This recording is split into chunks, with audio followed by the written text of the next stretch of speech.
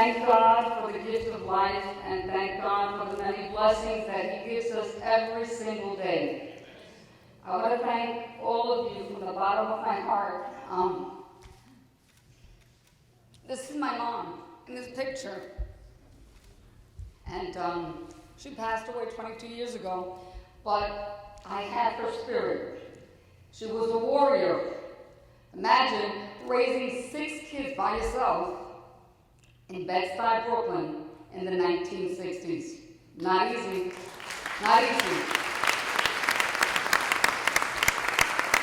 But my mother did that, and we come from, I am the daughter of Juanita Martinez Figueroa and Miguel Lugo, and they were farmers. They were agriculturalists in Ciales, Puerto Rico, where they had sugar cane and tobacco and coffee. But it also took very intelligent people. There's a lot of intelligent people from Ciales. We have Maria Girona here, who's from Ciales. We have Jody Ruri, whose dad is from Ciales.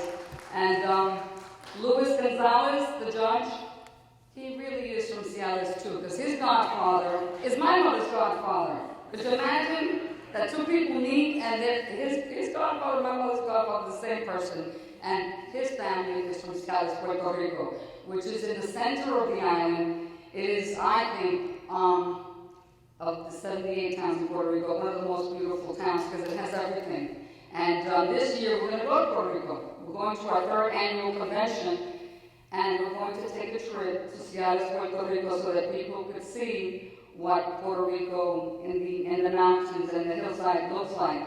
It is really beautiful. Also from Ciales, because we have to talk about the pride of our culture. That's who we are. And I think as lawyers, we all have that gift. We all have that talent, especially the litigators. I don't care where you're from, what ethnicity, what background. There's a pride when you get up and you look and you talk in front of the jury. There's pride in you and in them, because you want to connect with the jury. And in New York, we have a very diverse jury.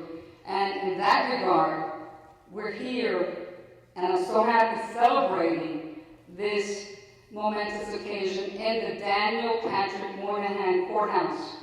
The senator who gave so much of his life to civil rights, who wrote about ethnicity and race and about Puerto Ricans, and nobody was talking about Puerto Ricans. He wrote a book, and they have a little museum downstairs, but there's a book that he talked about blacks, the Irish, the Jews, the Puerto Ricans, ethnicity in the 60s, and all those movements, and all the issues that we were facing. And wow, we're still facing them, but in a different regard. And that's why the Puerto Rican Bar Association exists, because in 1957, a group of lawyers got together and saw that there was an injustice, and they said, let's build it, and people are going to come because people need help. And so in 1957, a group of about 6 attorneys got together.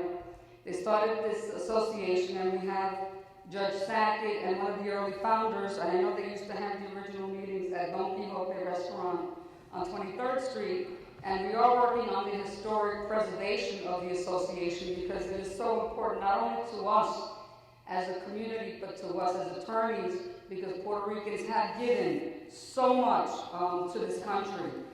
And many of the members that started the organization worked with the not-for-profits. And if you look, the Puerto Rican Day Parade was also started in 1957. A lot of the Puerto Rican not-for-profits started in 1957.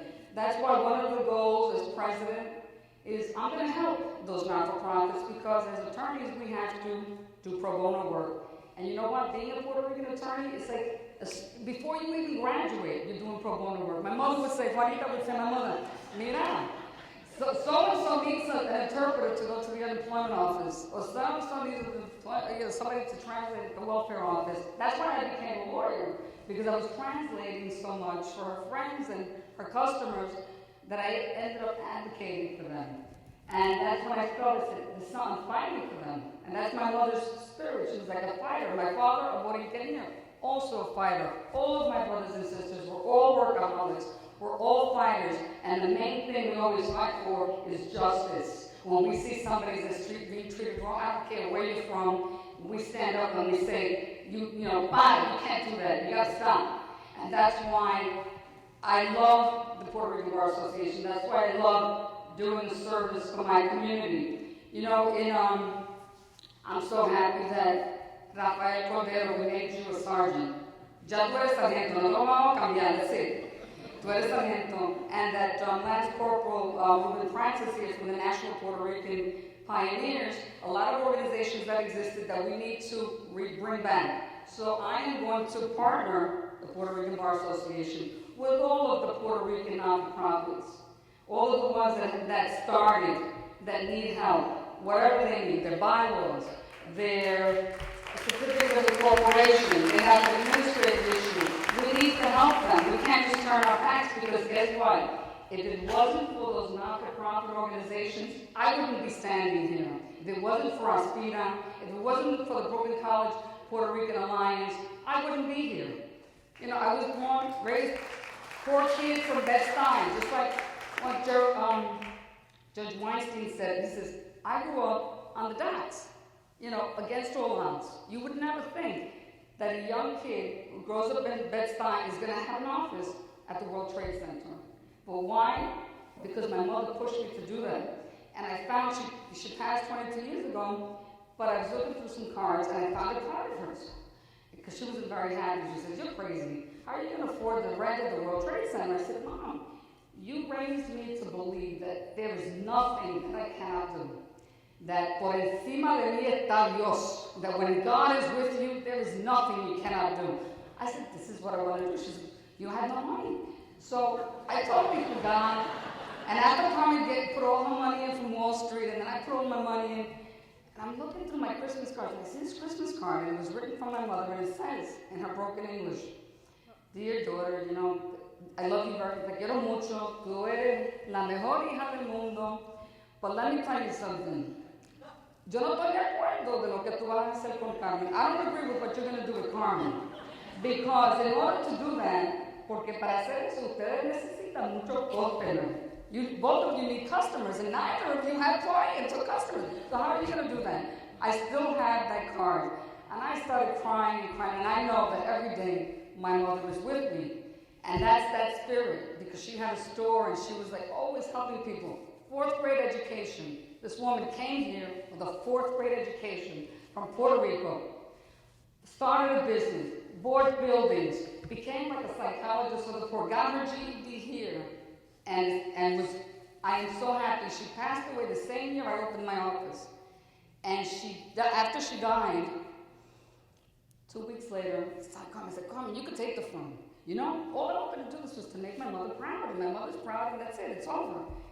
And then the phone rings, and we're doing the novenas. You know, Puerto Ricans, we pray 9 days after somebody dies, we pray the rosary for 9 days. Catholic, Puerto Rican Catholics. And Carmen says, somebody that wants to talk to us. I said, who is it? It was Sonia Reyes, a reporter from the Daily News, and she wanted to write an article on our firm for the law firm with the Latin beat. So for me, that was the first English media that came to do a story on our firm. So I said, okay, Mom, I know what you're saying. It's like my mother was saying, I didn't raise you to give up. I'm not there. You got to keep on fighting, and I will continue fighting. And that's why I'm so proud that we have the Borinqueniers and our servicemen, and one of our board members, Luis Burgos, is a retired colonel. My brother is also a veteran from the U.S. Army. You know, in July of this year, President Obama finally gave the award to the Borinqueniers, to the 65th Infantry Regiment. And the law that was passed was Congressional Gold Medal legislation, Public Law 113-210. And he quotes, in recognition of the pioneering military service, devotion to duty, and many acts of valor in the face of adversity to the United States during World War I, World War II, and the Korean War. The Puerto Rican Bar Association supported and campaigned on behalf of the Borinqueniers, and I'm proud to say that I have family that are Borinqueniers, and that we have to continue helping the veterans of this country. So as president of the Puerto Rican Bar, aside from fulfilling all those other duties, And we're going to do a lot of work, and I'm so proud and I'm so happy that we have not only probably the best looking board ever, but the smartest, the toughest, the sharpest, and we're gonna do great things. And one of them is the veteran. We're gonna do a federal courts committee about diversity in the courts. And Judge Loretta Prescott has already, and I thank Judge Loretta Prescott because she's wonderful, and she's already doing a lot of work in that regard here in this courthouse in the Southern District. But we're going to help try to get more diversity in the federal courts. Why? Because if we fight in the military, we should have more representation in every aspect of government because that's our fair share.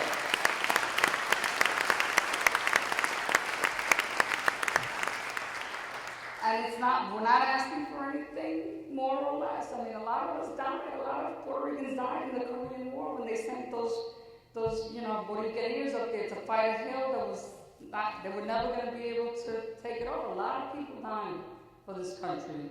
A lot of Puerto Ricans shed their blood for this country, and that's why one of the committees is the Veterans Committee that's going to be headed by Luis Burgos to help veterans and to see what we can do in every regard, whether it's administrative law or every aspect, whether it's veterans benefits, because the truth is that a lot of the veterans that live in Puerto Rico actually come to New York to get medical assistance because the hospitals in Puerto Rico are really in bad shape, including the Veterans Hospital. So if they need surgery, they come, I know because I live on East 22nd Street, so they come to East 23rd Street. So that's something that we're going to do as well. And I'm so happy that we're joined here tonight by Judge Codal and Judge Marrero and Judge Galdo Ramos because I'm going to bring them on to my federal courts committee. And I especially want to say Judge Codal because when we started our firm, Judge Codal had just become a judge. And wow, what a trial did we have. But let me tell you something about that trial. We made new law. And these two little Puerto Rican girls and this great judge, Judge Codal, we made new law in the Southern District. And on RICO, there could be successor liability in a RICO action. That's the new law that we made. And the other one is long-arm jurisdiction in a RICO action, and that's because of my esteemed business partner who's the law review person and loves to write, and Judge Codal is also an excellent writer and an excellent judge. And I want to just applaud Judge Codal.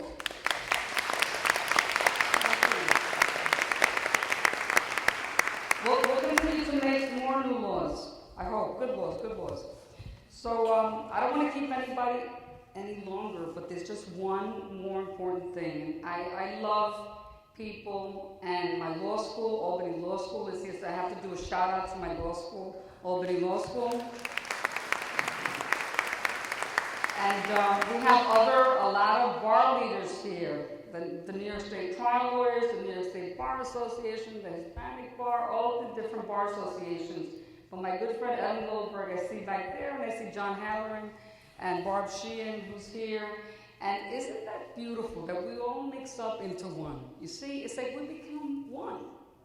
Because it's the Puerto Ricans, the Jews, the Irish, the blacks, the Asians. We really are all one, and we really are looking for one thing, and that's justice. And we should never forget that. And Puerto Ricans happen to be the most inclusive, not for nothing, people, because you could find every mixture. Just in my family alone, we have Catholics, Jews, Black, Indian, Chinese, Jehovah's Witness, Lutheran, and that's just a family of 6. So look at that. In my family alone. So you can never talk about politics or religion in my family, but that's the beauty of it.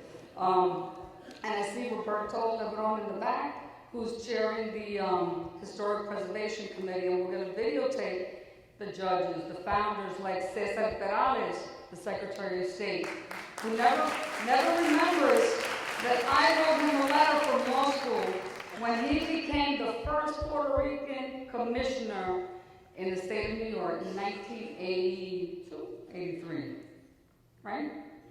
It's 83. So that's the Historic Preservation Committee. We're going to interview the judges, the founders, and we're going to put something together to let everybody know and share it with everybody, not just keep it to ourselves. So, and I have to thank Judge Suarez, Judge Guzman and Carlos Perez Hall and this board, because we finally amended the bylaws of the Puerto Rican Bar Association. And I get to be president for 10 years. Did you know that? No.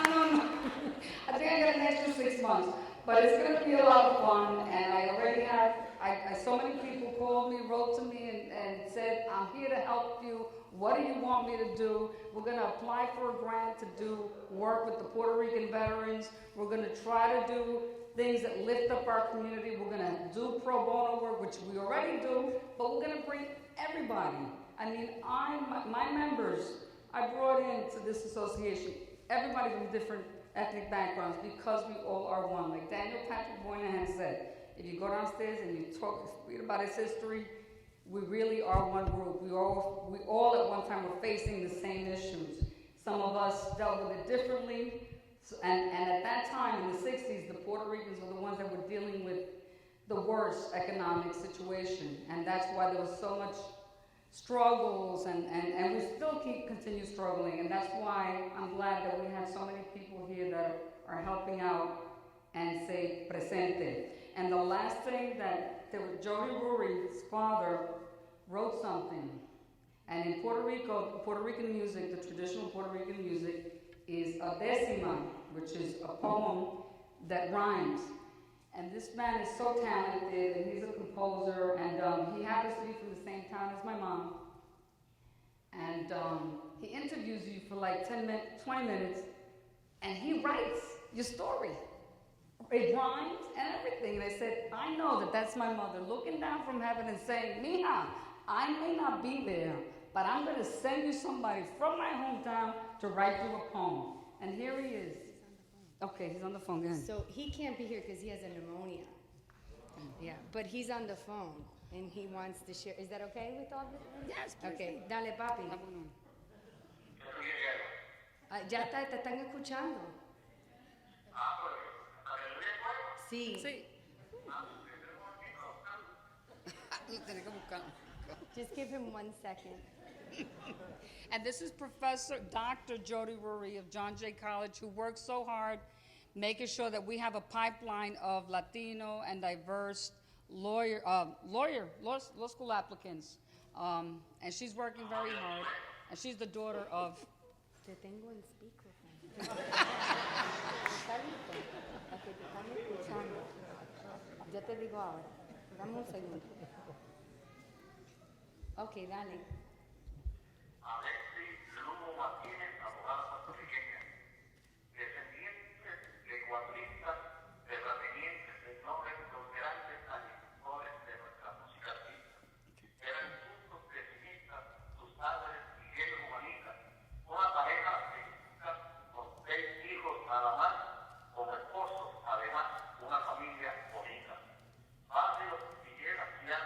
Sus progresos, puertorriqueños, y son de esta tierra y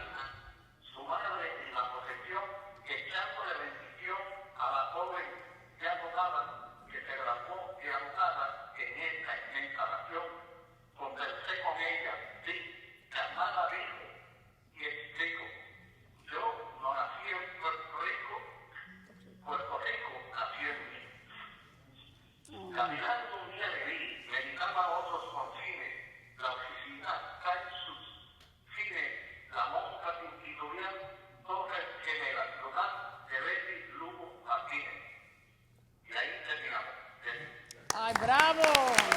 Muchas gracias. Muchas gracias.